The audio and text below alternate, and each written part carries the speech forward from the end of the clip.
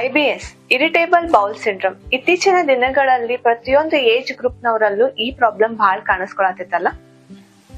ಪದೇ ಪದೇ ಹೊಟ್ಟೆಯಲ್ಲಿ ನೋವು ಬರೋದು, ಅಬ್ಡಾಮಿನಲ್ ಕೆಳಗಡೆ ತೀವ್ರವಾದ ನೋವು ಕಾಣಿಸ್ಕೊಳ್ಳೋದು, ಗ್ಯಾಸ್ ಆಗೋದು, ಏನಾದ್ರೂ ತಿಂದ ತಕ್ಷಣ ಆಹಾರ ಜೀರ್ಣ ಆಗದೆ ಇರೋದು, ಇಮಿಡಿಯೇಟ್ ಮೋಷನ್ ಪಾಸು, ಕೆಲವೊಬ್ಬರಲ್ಲಿ ಲೂಸ್ ಮೋಷನ್ ಆಗ್ತಾ ಇರುತ್ತೆ. ಇನ್ನು ಕೆಲವೊಬ್ಬರಲ್ಲಿ ತಿಂದ ಮೇಲೆ ಮೋಷನ್ ಆಗ್ತಾ ಇದೆ ಅನ್ನೋ ಒಂದು ಫೀಲಿಂಗ್ ಆಗ್ತಾ ಇರ್ತದೆ, ಆದ್ರೆ ಪ್ರಾಪರ್ ಆಗಿ ಸ್ಟಮಕ್ ಕ್ಲೀನ್ ಆಗ್ತಾ ಇರಂಗಿಲ್ಲ. ಮತ್ತೆ ಇನ್ ಕೆಲವರು ಗ್ಲೂಟನ್ ಮತ್ತೆ ಲ್ಯಾಕ್ಟೋಸ್ ಇಂಟಾಲರೆನ್ಸ್ ಪ್ರಾಬ್ಲಮ್ ಕೂಡ ಫೇಸ್ ಮಾಡ್ತಿರ್ತೀರಿ ಅಲ್ಲ.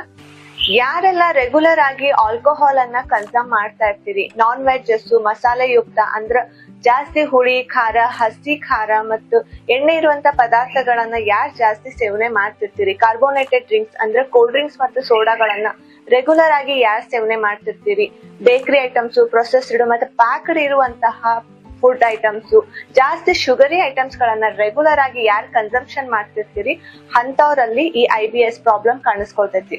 ಸೊ IBS ಪ್ರಾಬ್ಲಮ್ ಗೆ ಸೊಲ್ಯೂಷನ್ ಬೇಕಂತಂದ್ರೆ ಈಗ ಹೇಳಿರುವಂತ ಎಲ್ಲಾ ಜಂಕ್ಸ್ ಫುಡ್ಸ್ ಗಳನ್ನ ಅವಾಯ್ಡ್ ಮಾಡ್ರಿ, ಆಲ್ಕೋಹಾಲ್ ಅನ್ನ ಕಂಪ್ಲೀಟ್ ಆಗಿ ಸ್ಟಾಪ್ ಮಾಡ್ರಿ.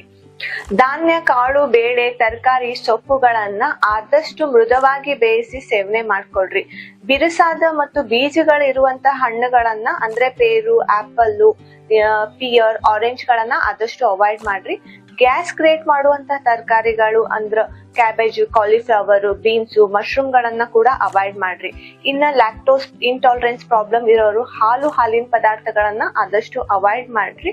ಆದ್ರೆ ನೀವು ಮೊಸರು ಮತ್ತು ಮಜ್ಜಿಗೆನ ಮಾಡ್ರೇಷನ್ ಒಳಗ ಸೇವನೆ ಮಾಡ್ಕೋಬಹುದು. ಇನ್ನು ಗ್ಲೂಟನ್ ಇಂಟಾಲರೆನ್ಸ್ ಆಗ್ತಾ ಇದೆ ಅಂತಂದ್ರ ಗೋಧಿ ಪದಾರ್ಥಗಳನ್ನ ಕೂಡ ಅವಾಯ್ಡ್ ಮಾಡ್ರಿ. IBS ಪ್ರಾಬ್ಲಮ್ ಗೆ ಸೂಕ್ತ ಅಂತಂದ್ರ ಲೋ ಫೋಡ್ ಮ್ಯಾಪ್ ಇರುವಂತಹ ಫುಡ್ಗಳು ಒಳ್ಳೇದು.